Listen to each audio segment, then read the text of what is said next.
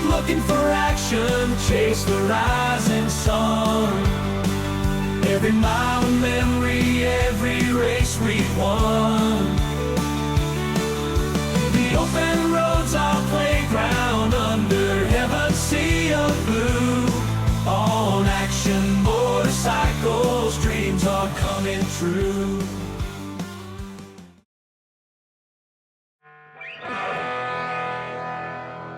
Hi, welcome to Cycle Cinema on the Action Motorcycles channel. Your hosts today are Brandon Butts, Mr. Action Motorcycle himself, and my name is Bryan Pullara. I'm on loan from the MotoBS Podcast. This is going to be a series of retro motorcycle reviews, and today we're going to look at probably the most influential motorcycle movie of all time, Easy Rider. Hey, Brandon, what's up? Hey, man, how are you doing? It's good to see you again. Great. Yeah, should be fun. We're going to take a look at some old motorcycle movies, and today we're starting with the biggest one, I think. Yeah, I think you got to go with this one first, right? There's nothing else we could do with this one first. Absolutely. All right, good deal. Yeah.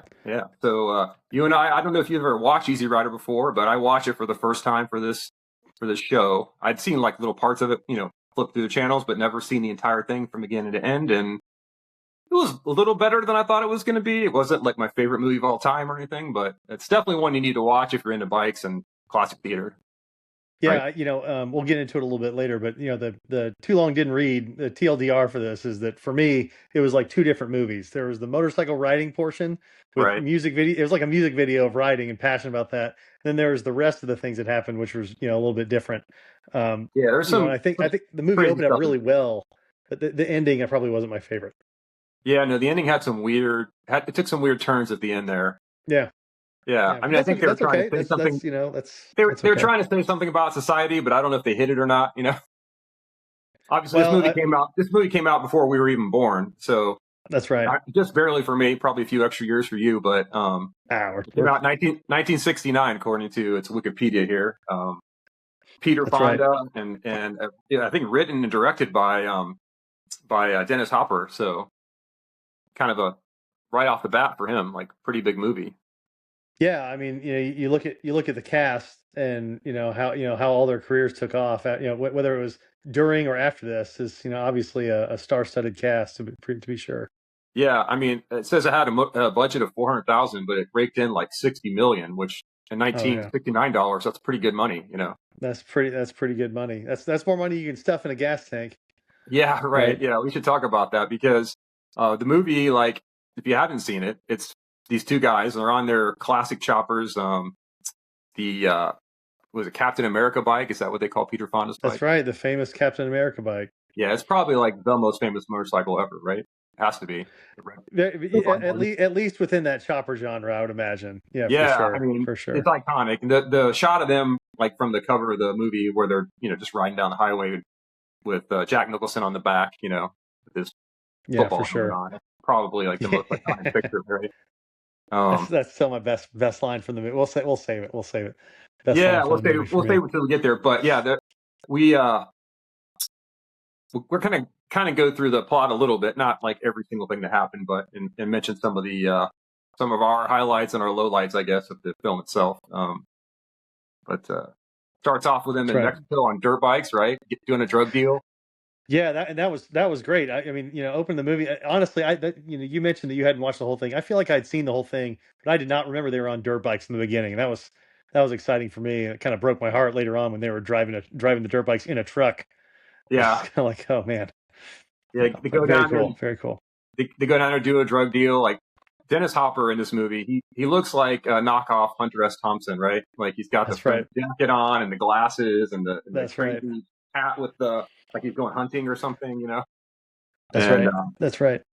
Yeah, so they get the drug. I feel like everything that they did in this movie, they were really trying to say something. With the costumes and with the actions and obviously with the words, they're really trying to say something with every frame.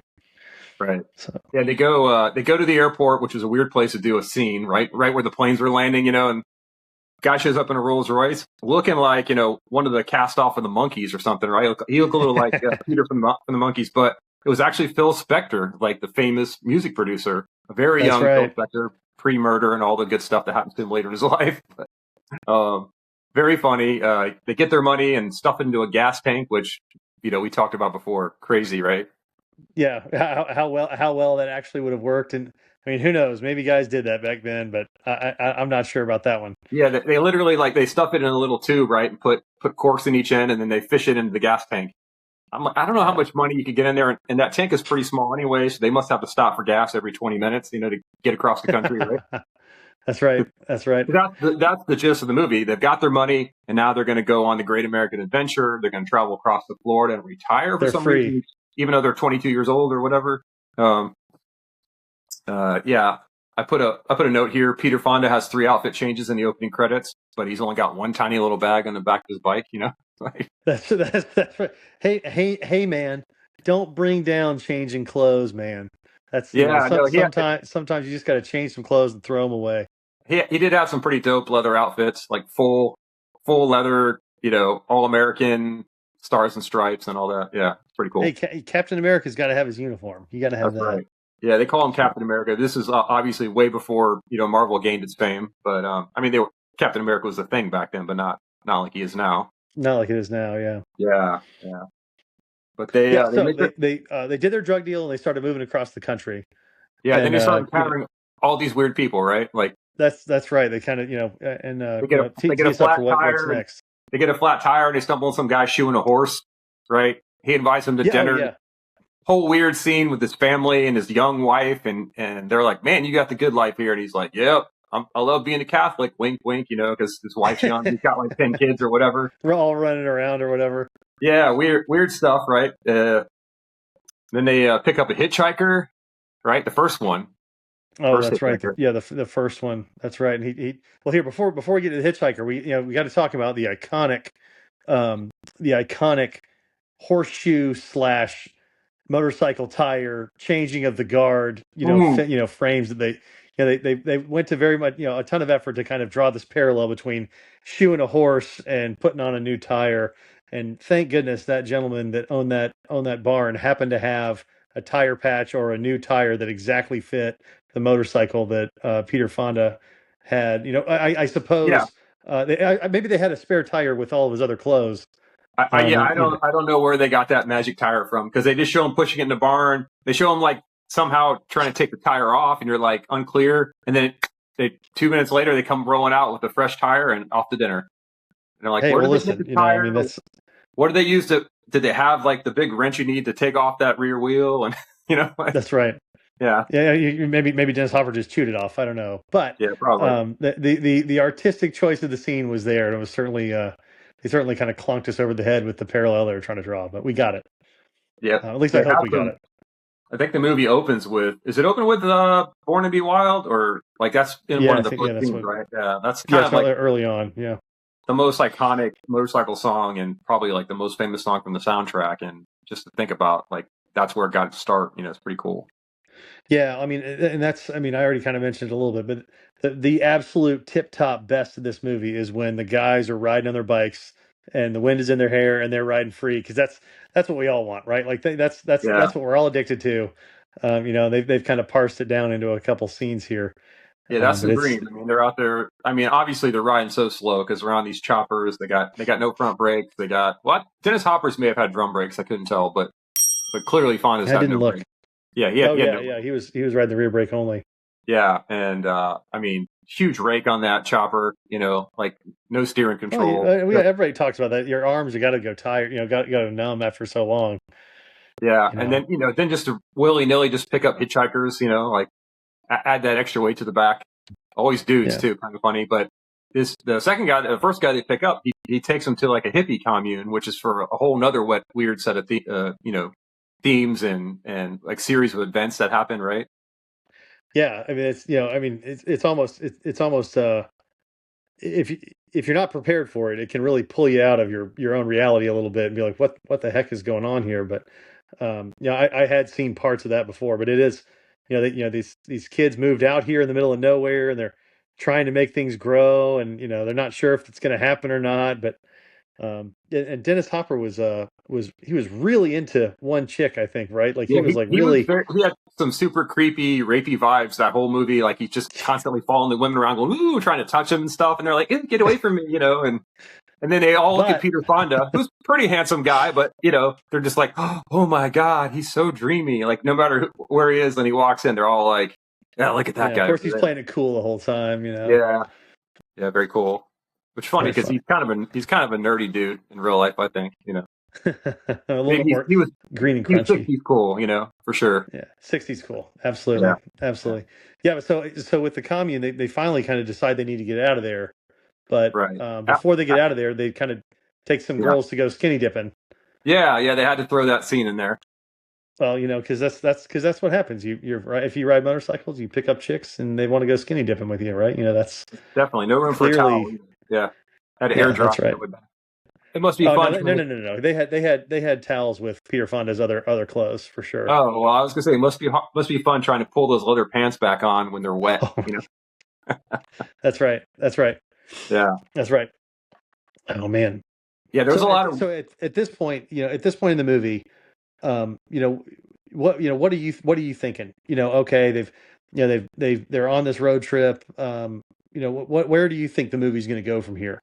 Yeah, I didn't see it going quite so dark as it ends up going, right? Like it seems like a lot of hope, like, oh, there's these kids out here, they're trying to be free. It's the American dream. They want to have peace and live on their own.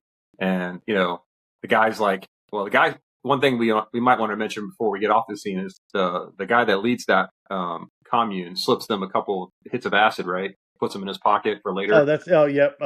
Important plot point. Yeah, for later that comes up pretty big. But I at that point I was kind of like, oh yeah, kind of cool. I mean, I just did a cross country road trip. I had a good experience. I didn't go to a hippie commune, and I didn't meet, especially with my wife's watch, and nobody wanted to go skinny dipping with me. But it was a fun trip, right? And I did get to see the great American West and all that stuff, and have that feeling of freedom, being on your own out there, and deciding which direction you're going to go every day when you wake up. It's pretty cool. Very cool. Very cool. Yeah. So then they end up. Let's see. They end up riding into the back of a parade, right? Yeah, so we go from this hippie commune that's just like totally out of the world that I've ever known. You hear about that kind of stuff from the 60s.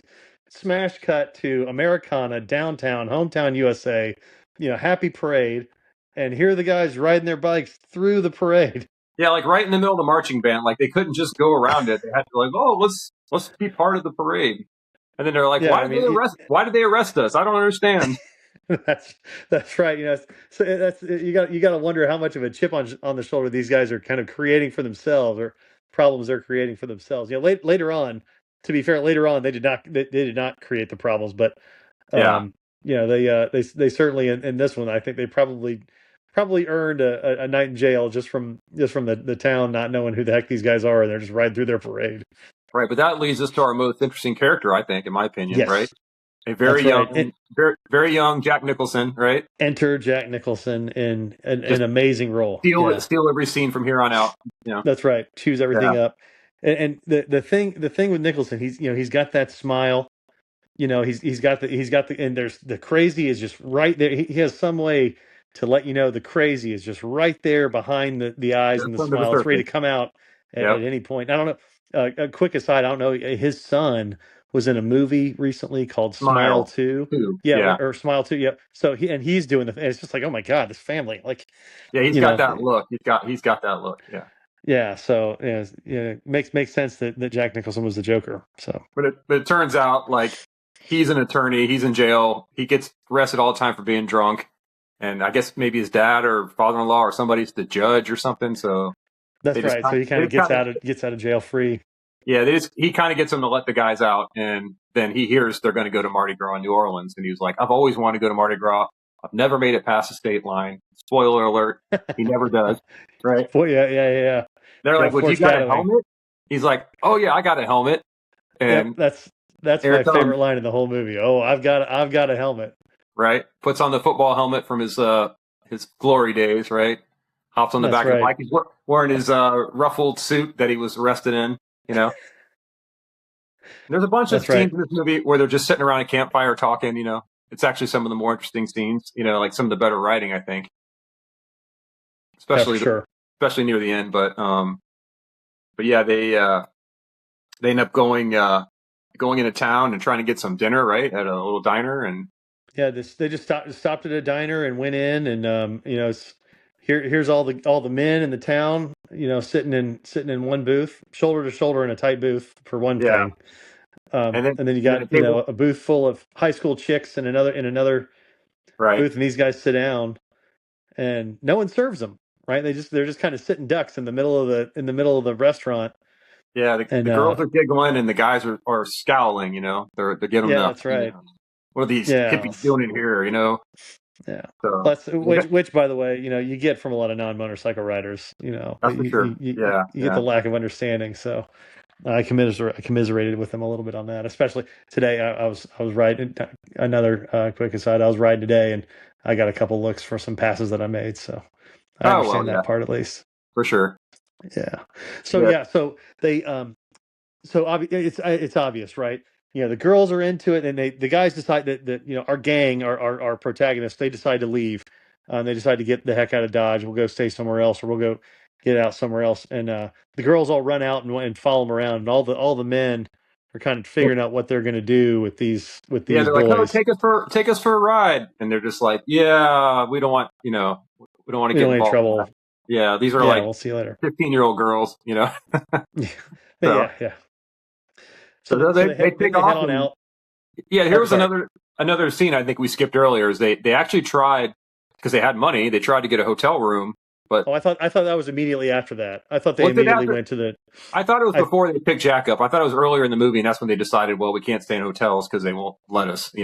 Oh, maybe so. Yeah. At some Sorry point, to the anyway. viewers. We'll get a little bit more tighter on some of the memories later on. Yeah, well, it doesn't Um, matter. But at some point, they realized nobody, which is kind of weird. I mean, but you think a roadside motel will take anybody, but maybe back then. But anyway, they end up camping out a lot and not sleeping in hotels, which Yeah. leads us to our probably our best scene where Jack has that cool speech, right, where he's talking about why the people hate them because they're afraid because we represent freedom to them. And does he say something like, "You show people they're not free, and that's when they become dangerous," or something like that? That's when that's right, when Paraphrasing it, they're not actually free. yeah. When you show to them they're not free, they go really hard trying to prove they are, with violence, That's which is right. what happens. They fall asleep, and I mean, it's crazy to think this kind of thing. Well, I guess it does happen, but the town folks just come out with baseball bats and just beat the crap out of all of them in their sleep, right? In their sleeping bag. That's right. That's right. And It's interesting because you got to think about it, right? Like, that so these guys must have been followed somehow, or right, they were. It looked to me, it looked like they were really in the woods.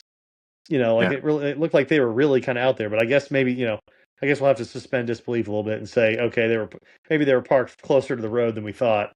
yeah, And it was a little bit more obvious. But yeah, cool speech. And that's if you think about it, there's a huge moto culture subculture right now about moto camping and adventure riding, and it's kind of neat to think about this one movie.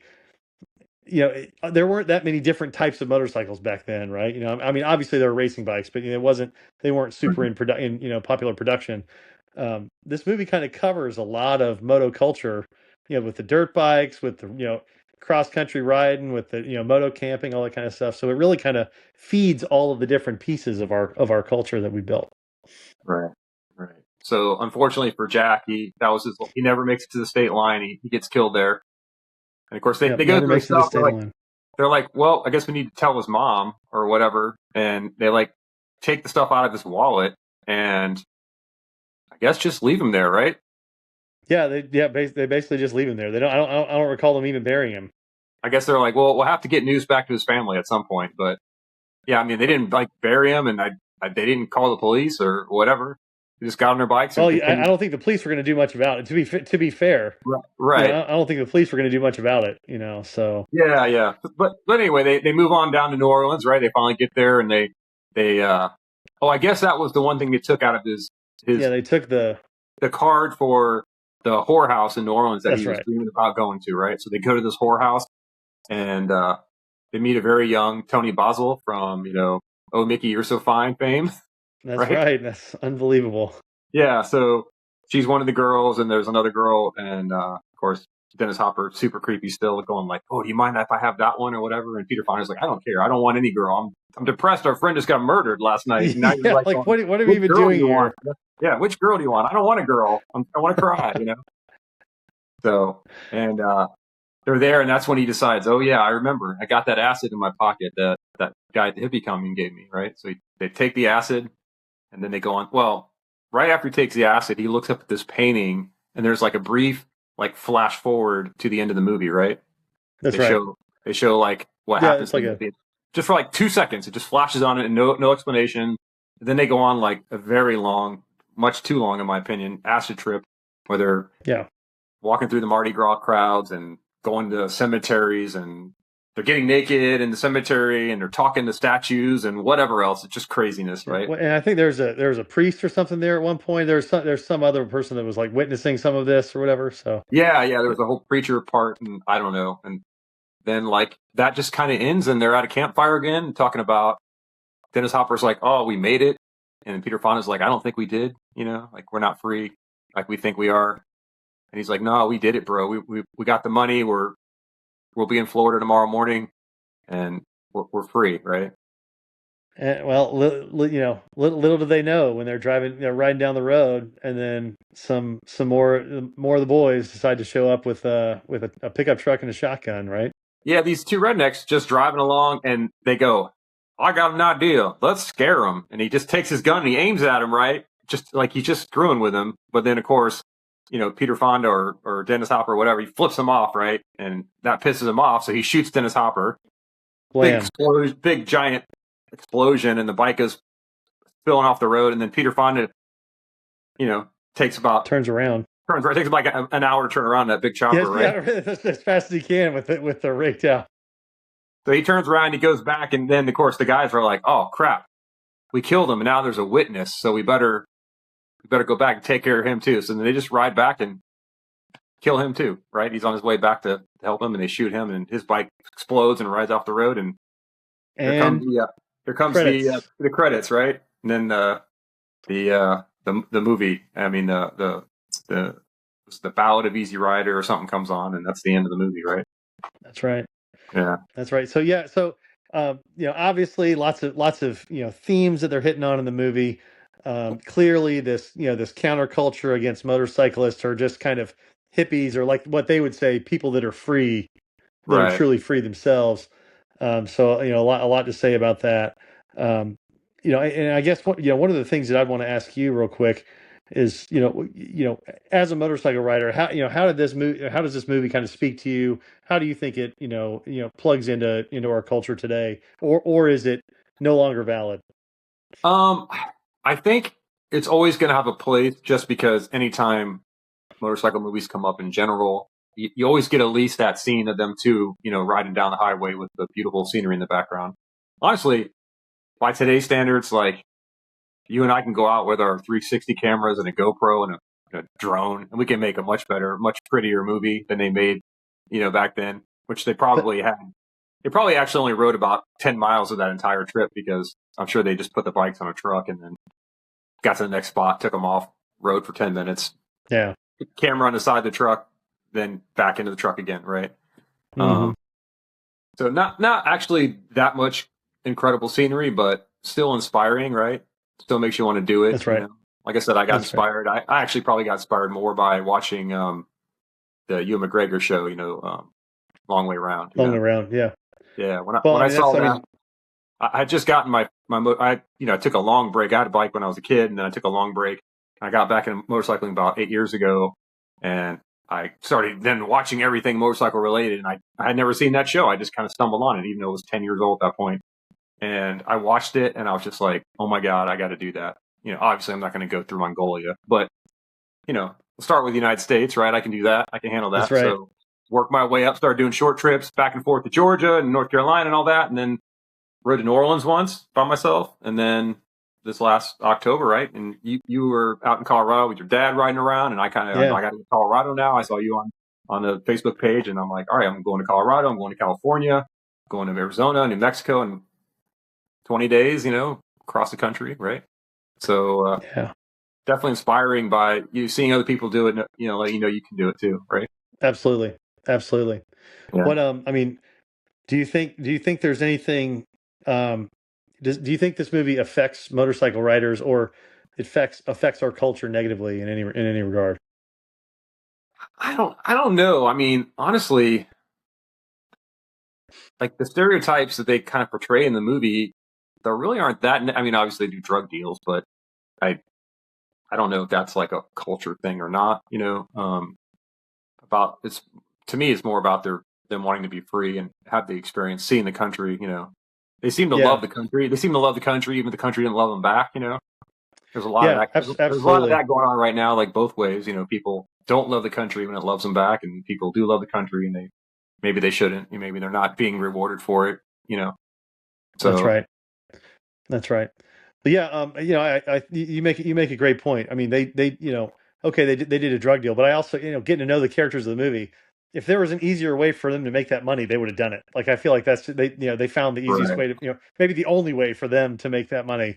right. So they did it. So I don't really know if it makes them anti-heroes or if it's just these are It was just guys a that means to an end. Yeah, yeah. they were done. They were done, and Yeah, because it wasn't they like they're like, all right, we got to keep doing this. They were like, we got just enough money to live on for. I don't know how much money it was or how long they were expecting to live on it, but they were setting out to try and do it.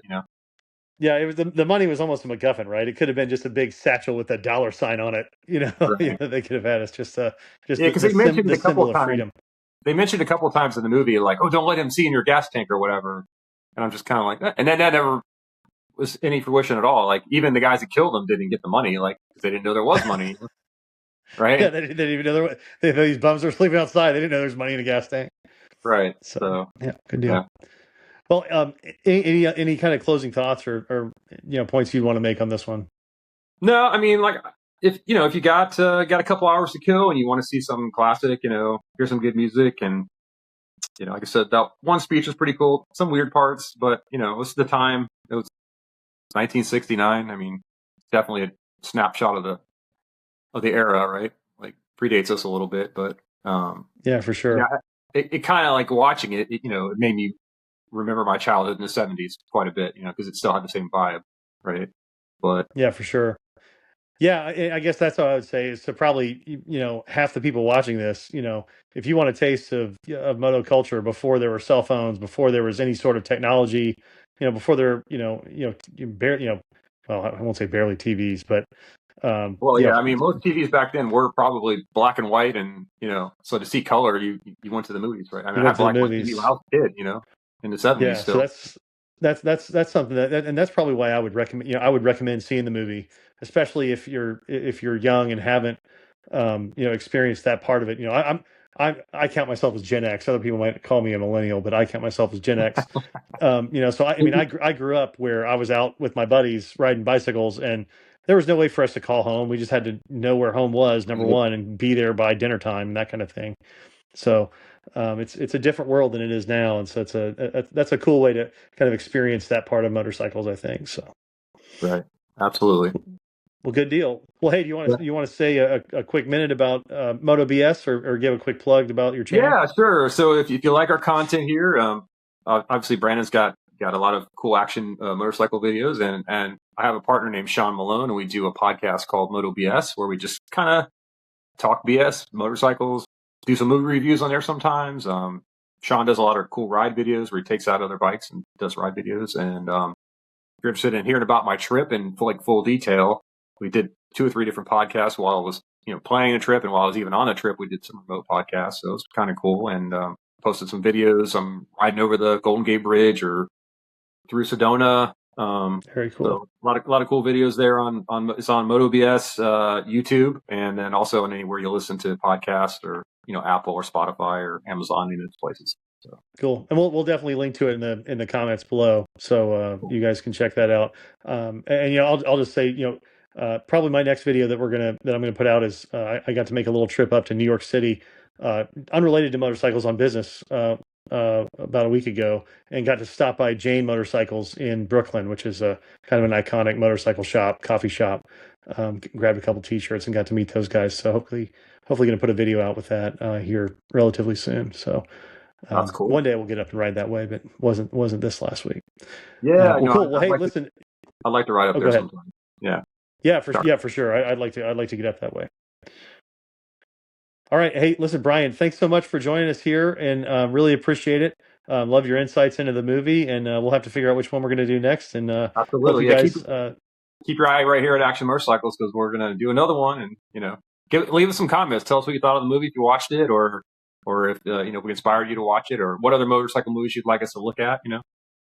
Yeah, absolutely. We definitely need to. I mean, we've got a list, but if there's some that you guys want us to prioritize, I think that would be cool. And we definitely want your feedback and comments on what you guys thought of Easy Rider, and maybe if there's something critical that we left out, or if you think we covered it, you can give us a high five. Yeah, so. Another little plug. Check out the Motorcycles Map on Facebook. It's a pretty awesome group. It's where Brent and I actually met each other. Tons of people sharing their experiences. A lot of people ride way more than we do, right? There's guys on there that do 70,000 miles a year. Craziness, right? Yeah, absolutely. So check it out, and I'm sure we'll be posting this video there, so hopefully get some new fans from there. So what's up to you guys? Yeah. So Motorcyclist Map. You guys didn't know, but you guys are the catalyst to this. So right. Great job. Thank you. Yeah. All right. Hey, Bryan, thank you so much, man. And hey, keep looking for action, right? That's right. Go ride a motorcycle.